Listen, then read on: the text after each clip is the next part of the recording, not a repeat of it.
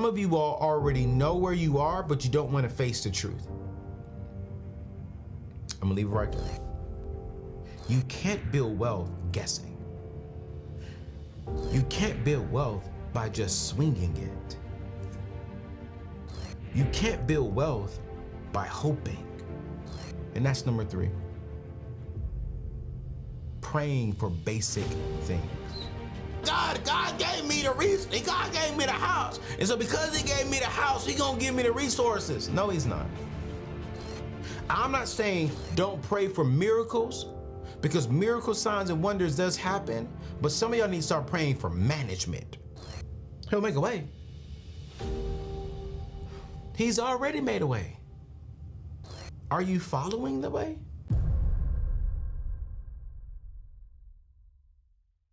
What's going on, family? Welcome back to the show. Today, we're going to be talking about 6 money habits that are keeping you financially stuck. Listen, recognizing and changing these habits can and will make a huge difference when it comes to your journey to financial freedom, abundance, wellness, you name it. And today we're going to dive straight into these things. But before we get to these money habits that are preventing you from getting to where you want to go financially, I want to thank the sponsor of today's show, and that is Impact Creator Society.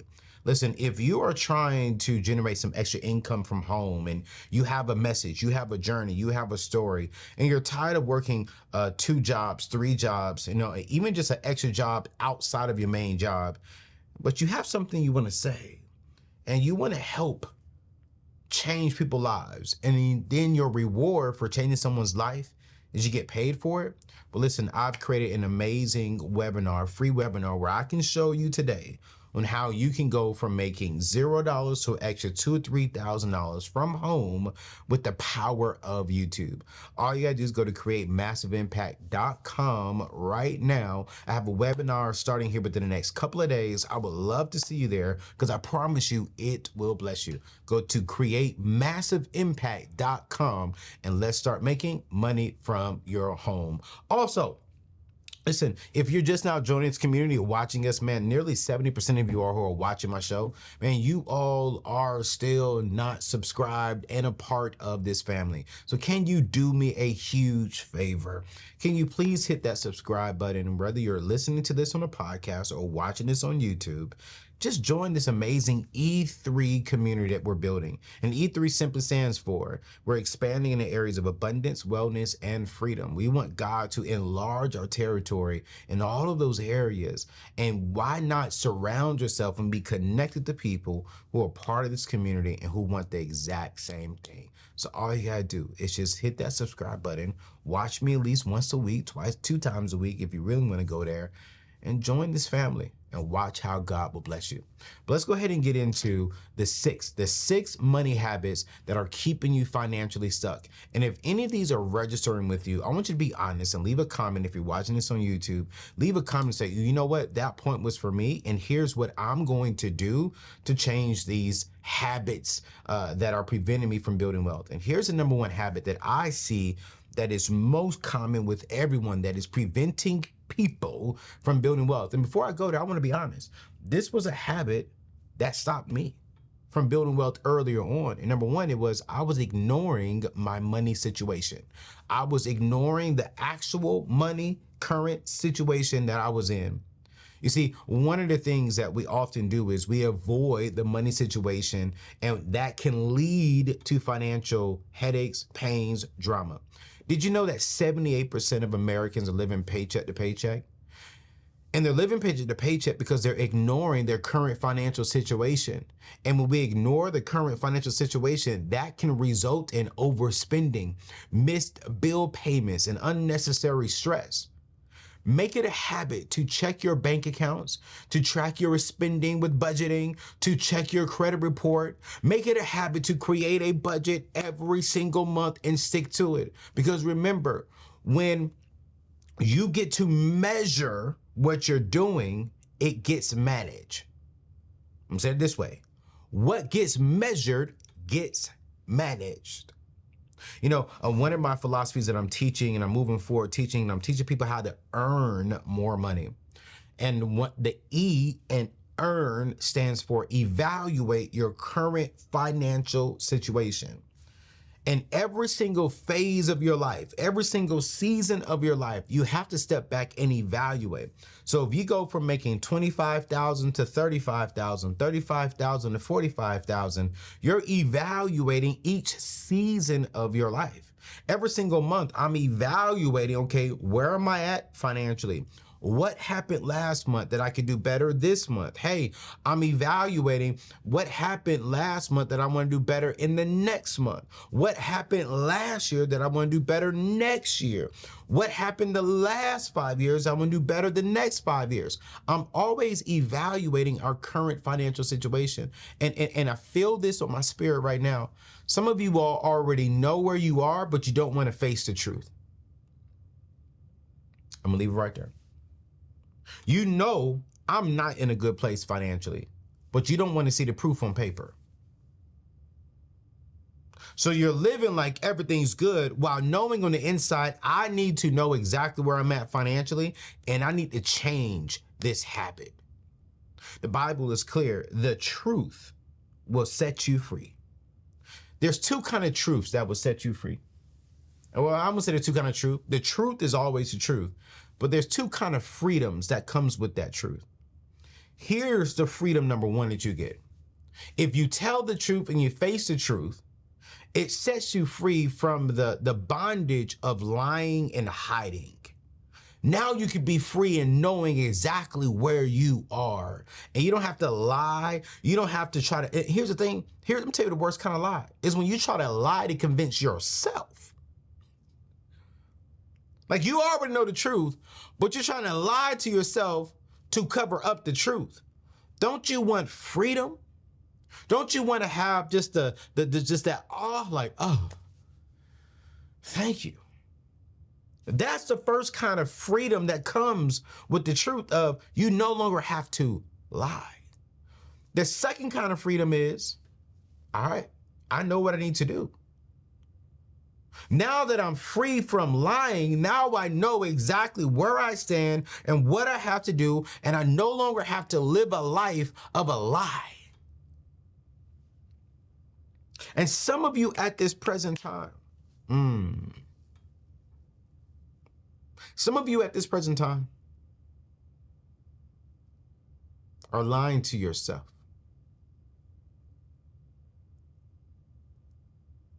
You're spending too much money. You're not sitting down and you're not coming up with a clear budget. You're just spending money as you get money. You look good on the outside, but your bank account is broke. You got an 800 credit score. You got a 700 credit score, but you don't have $700 inside your savings account.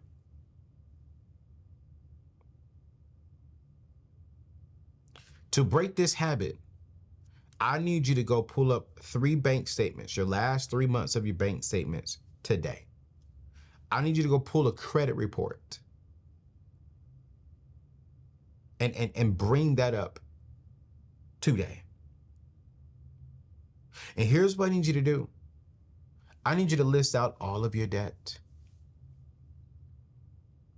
I need you to focus on that. I need you to list out, okay, where am I spending the majority of my money at? And I need you to be honest. Man, I'm spending too much money on hair. I'm spending too much money on food. I'm spending too much money on dating. I'm spending too much money on gas. I'm spending too much money on extracurricular items. I'm spending too much money on name brand items. I'm spending too much money on things. Listen, you go, I do this for myself.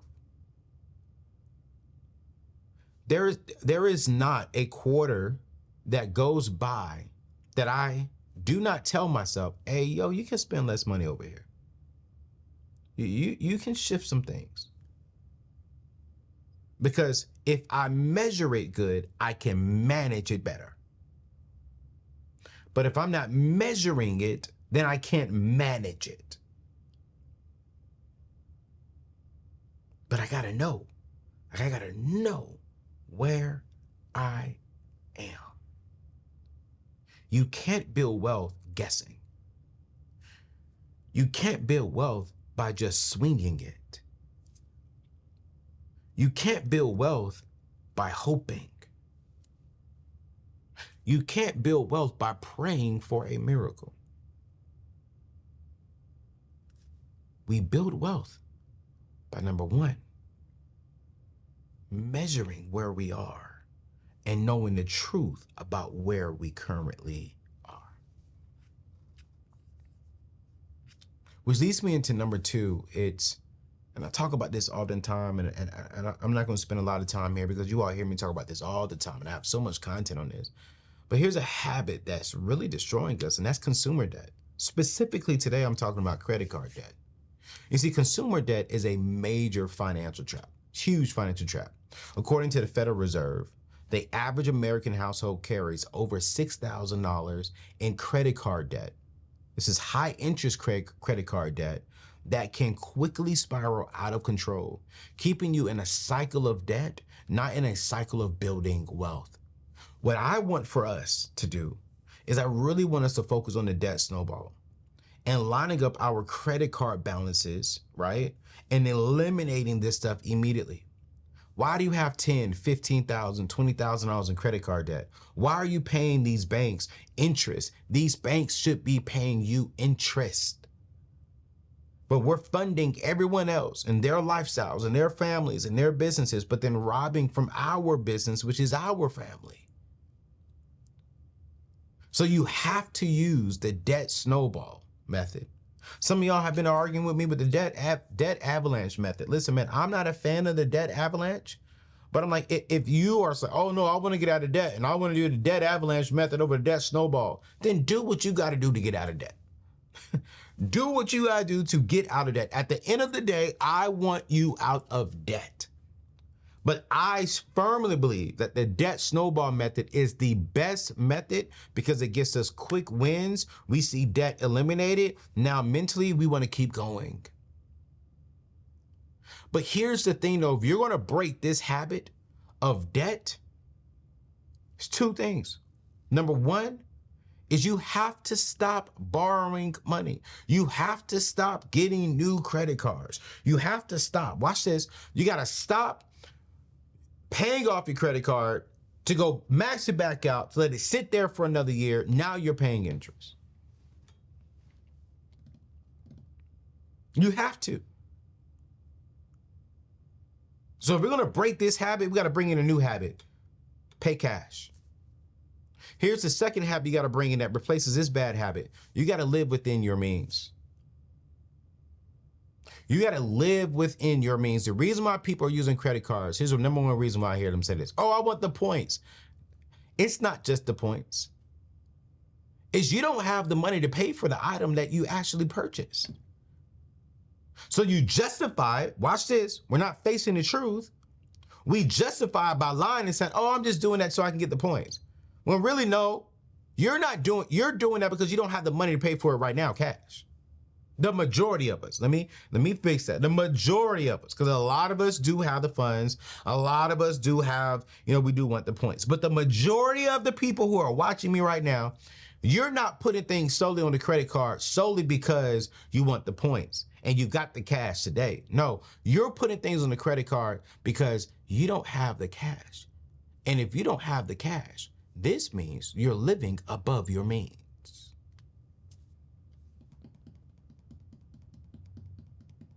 I know some of y'all don't like it when I talk about this, and that's fine. I'm not here to make you feel good. Here's what I'm here to do. I'm here to tell the truth. I'm here to help you set free, to get set free. And this habit of just swiping our credit cards just because and spending more money just because we have the opportunity to use them on our credit card and get the points, that's preventing us from building wealth and is pushing us above our means. Which leads me to one of our brand deals, one of our brand partners who are really helping us to really change the narrative of African American and minority families. You see, the average family, when that person passes, they're leaving their families with bills and benefits, and their benefits are only enough to take care really partial of the bills, not all of them. The benefits are not enough to set them up for wealth, to leaving a legacy, to leave an inheritance. No. The benefits are only enough to take care of a portion of the bills and the burial.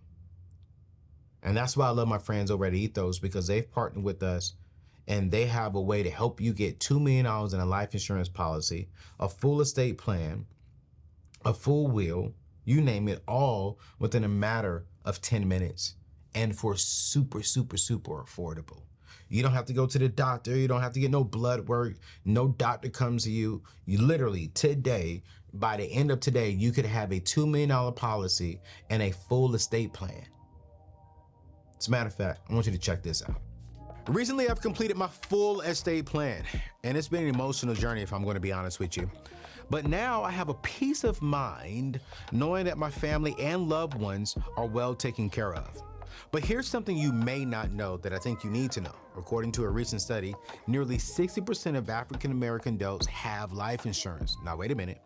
Many of these policies may not provide sufficient coverage to fully protect their families in case of unexpected deaths. This lack of adequate coverage is a pressing issue among the Black community.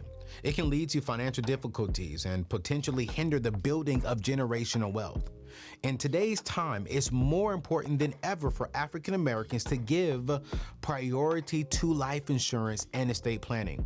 You see, by doing so, you can ensure that your loved ones are secure in the event of your passing. This covers funeral and burial costs, clears all debts and mortgages, and provides a financial cushion to help them continue building wealth, long-lasting wealth. Don't leave your family's financial future to chance. I want you to secure life insurance today. I want you to get a free life insurance quote through my friends at Ethos. All you gotta do is go to anthonyoneal.com/life insurance. Again, that is anthonyoneal.com/life insurance for your free quote, or click the link in today's show notes. Protect your family's future and attain a peace of mind. Act right now, and let's get back to today's show. So, I want you to go to anthonyoneal.com/ethos and check out my friends today, because I promise you they will be a blessing. Here's number 3. I went viral last year for saying something that rubbed the church community wrong, and I stand by what I said. My prayer was, I don't have to pray and ask God for a home. You know why? Because that's basic things. And that's number 3. Praying for basic things. While faith is super, super, super important, relying solely on prayer without taking practical steps, you guys, won't improve your finances. The Bible says faith without works is dead, and pair your prayers with action. I firmly believe that I'm going to pray like it all depends on God, but I'm going to work like it all depends on me. God gave me the gifts, the skills, the talent, the resources to do the things that he's called me to do. I don't have to pray and ask God, can I afford this house? I already know with the resources that he's given me that if I can afford that house. I don't need to pray and ask God, can I afford the groceries? Can I afford gas? Can I afford this? No, because if I'm stewarding the money well, I am going to be good. If I'm budgeting, if I'm saving, and if I'm investing wisely, if I'm taking control of my finances, I will automatically see the blessings and opportunities unfold because I'm managing well. We had Travis Green on the show here a few weeks ago actually, and he said something, I manage my season well, which evicts me from my present and forces me into my future. I don't have to pray and ask God for a miracle for my house. I don't have to pray and ask God for a miracle for my car. Because if for some of y'all are praying to get approved.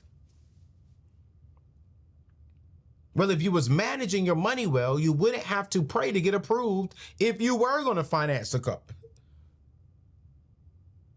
My prayers are so much bigger than the basic things. My prayers are, God, how do I build a $20 million business? God, my prayer is, God, how do I generate other millionaires within my company? My prayer is, God, how can I give away $1 million a year? My prayers are so big that I don't have time to pray for the basic things. I don't need to pray for no house. Because if I can't afford the house, I can't afford the house. But if I'm praying and asking God to show me how to build my business to where if my business makes more money, then I can generate more money to me personally, then I can live within the income that God has elevated me to. So your prayer, instead of God, help me get into this house, God is not going to answer a prayer to send you into a struggle. That's not the God that we serve. Your prayer should be, God, what tools, what resources, what knowledge can you help me get to enlarge my income, to increase my income, to increase my financial freedom? God, what information do I need so that way I can go from a homeowner to a duplex owner to a multiple homeowner? God, what information do I need so that way I can set up my kids for generational wealth? Those are the prayers we should be praying for. Not, God, oh my gosh, I really like this house, God. God, I only made $3,000 a month, God, but I believe through faith that, God, you will give me this mortgage that is going to cost me $2,000 a month. What?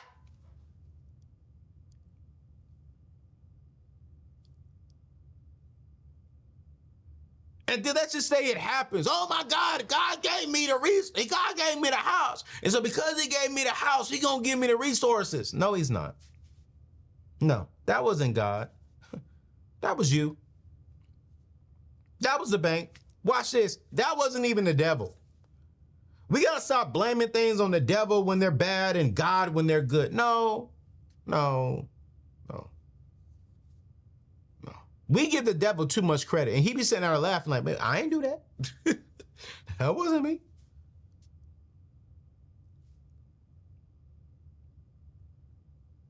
Stop praying for the basic stuff.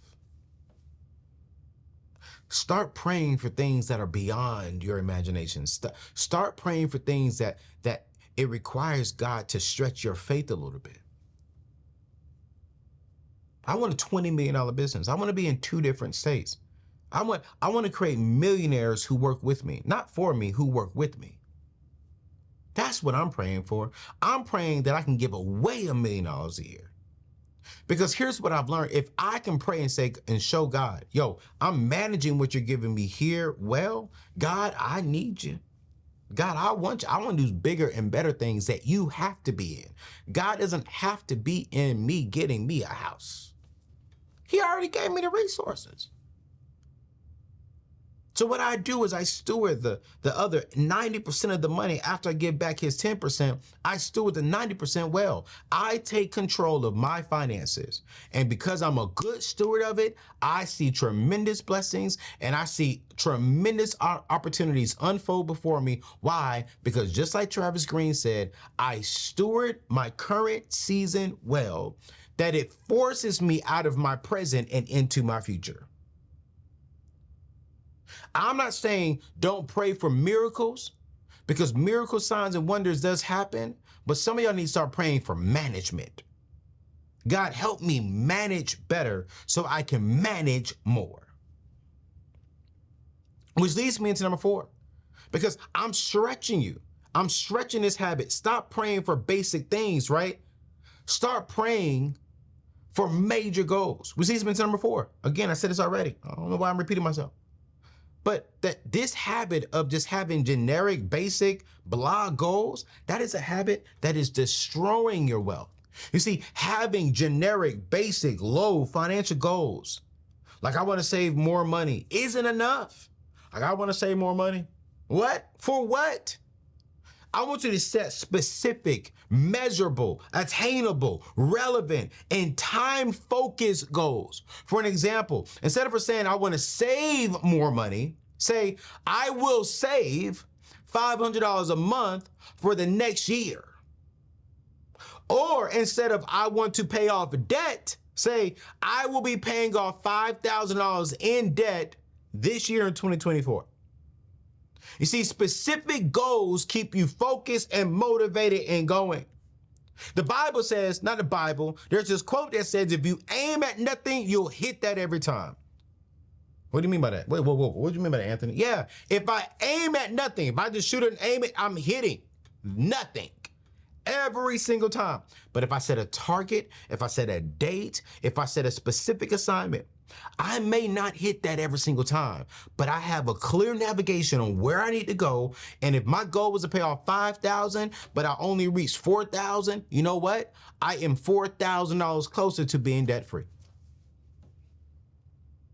But if I got $20,000 in debt and I'm saying, oh, I don't care, I'm gonna do this whenever, I'm gonna hit whenever every single day.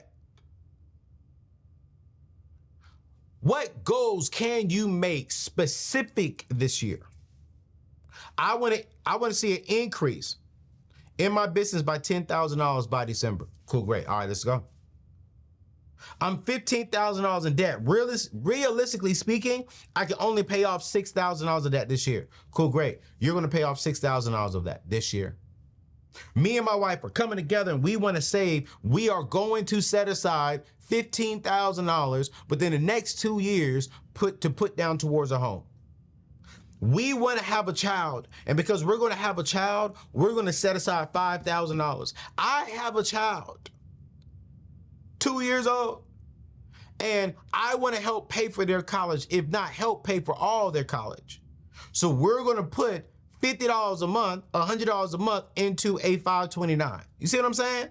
It's not a, oh man, but I think I want to help my kids and I'm gonna see what I can do. I'm gonna see what I can do. Oh man, we want to buy a house one day. We just taking it one day at a time. We gonna just chill and let the Lord do what He do. I mean, if it's in His will, if it's His will, He'll make a way.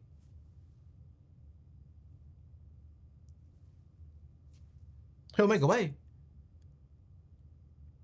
He's already made a way. Are you following the way? Are you being intentional about going there?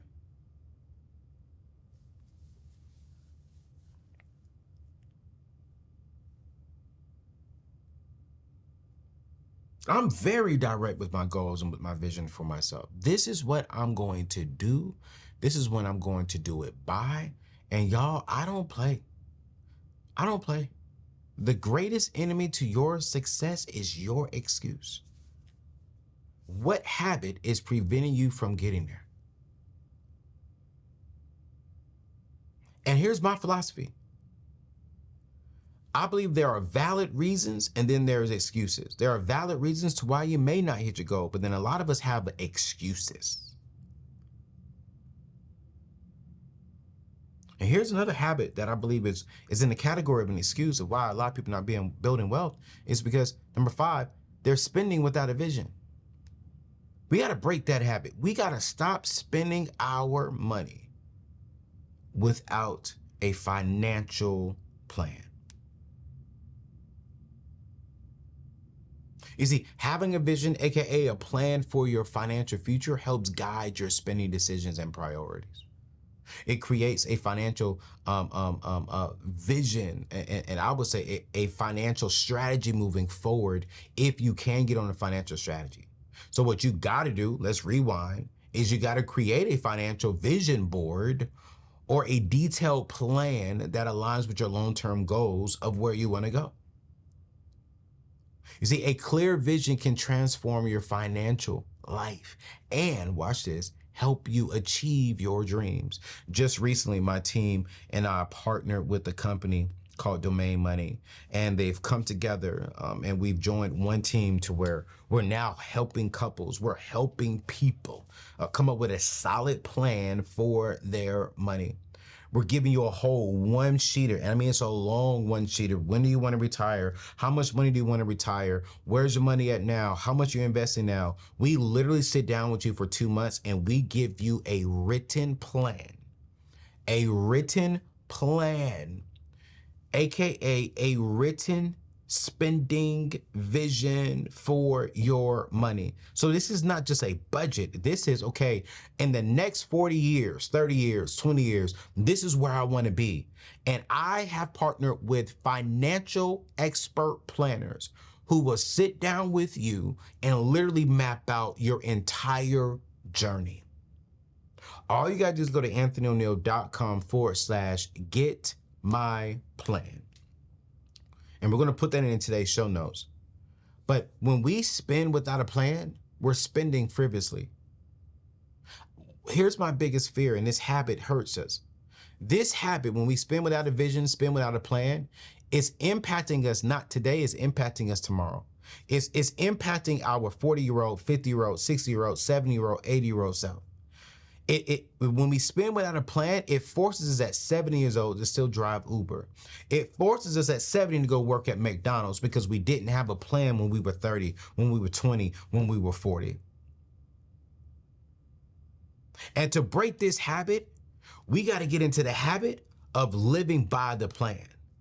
And your plan should have some room in there, some wiggle room that you can adjust and you can adapt and move around a little bit, right? Because life happens. You may get married. You may come up with an extra kid. You may lose some money. You may gain some more money. So our financial planners, what they do here is they get you a solid plan that is adjustable. And what I suggest is you're going to pay a little bit of money up front. I'm gonna be honest with you, right?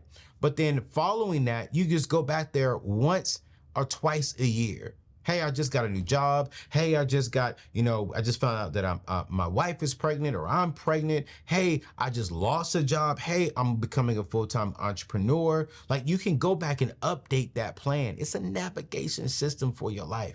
That's simply all a vision is.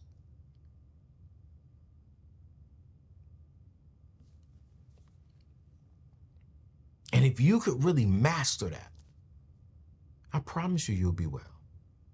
I promise you.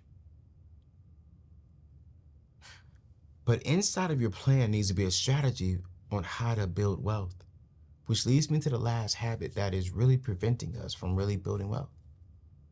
It's not learning. We're not learning future wealth builders. We refuse to listen to podcasts. We refuse to be consistent with our educational growth area. You see, continuous education about financial strategies and wealth building opportunities are crucial. According to a survey by FINRA, F-I-N-R-A, only 34% of Americans can answer at least 4 out of 5 financial literacy questions correctly. Investing in assets like stocks, real estate, and retirement accounts can significantly boost your wealth. I want you to read books and attain, some seminars online and follow reputable financial experts like myself, Dave Ramsey, Earn Your Leisure, Tiffany Budgetnista. Who else is out there from the financial space that I can put my name on? There's not too many out there that I believe they're coming from a good, solid place. I'm more in line with the Dave Ramsey. Budgetnista, her and I are more in line. Earn Your Leisure, solid guys doing great things like with InvestFest, and they're just doing some amazing things out there. So do your own research on people who you want to relate with, but you got to really start listening to the right people. Get off of TikTok. Get off of TikTok with these people sitting here teaching you how to, scam $1 million or how to get $1 million quickly and in 30 days. I'm not saying it's impossible, but get the foundation covered right. Get the education. The Bible says that when we seek wisdom and knowledge over all the material things, that sends a message to God, and God will give us the wisdom. He'll give us the knowledge, but then he'll also give us the desires of our heart, $1 million, influence, impact, you name it. But one thing I've really been praying about is, hey, how do I grow the level of impact that people can trust me with? What information do I need to gain so that way I can mature, I can grow, and I can be better? What habits are preventing me? And if I can be honest with you all, listen, even when you come into money, that's going to bring a different level of habits that you're going to have to fight. So I don't want to sit here and tell y'all, man, I'm perfect. I ain't got no negative habits. No, I do. I do have some. Goes back to the first point. I'm facing the truth though, and I know that, and I'm working on those. And I get excited because I see the growth and the maturity in myself when I acknowledge, you know what, that's a negative habit, Anthony. It's not a habit that's gonna kill you. It's not a habit that's gonna kill your funds, but it is a habit that's slowing down your wealth potential. So let's start working on that now. And as I'm working on that, y'all, I'm coming back here and I'm just teaching y'all. So listen, as we're ending today's show, ignoring your money situation, accumulating consumer debt, and relying solely on prayer without any action, having generic goals and spending without a vision, and not learning future wealth builders are 6 habits that can keep you financially stuck. I want you to spend some time and reflect on your own habits and make necessary changes, not next month, next year, but I want you to start on that tonight. As you're driving to work, as you're driving home, or when you put your kids to sleep, I want you to sit back. I want you to write down what habits are preventing me from building wealth and keeping me stuck where I'm at financially. You see, financial freedom is achievable with the right mindset, action, and strategy. I want you to share your thoughts and experience in the comments below. What habits are you going to be working on? Because what I want to do is pray over these habits for you. And don't forget to hit that subscribe button for more tips on building wealth and achieving financial freedom. Yo, it's your boy Anthony ONeal, and I'm going to see you in the next show. Peace out.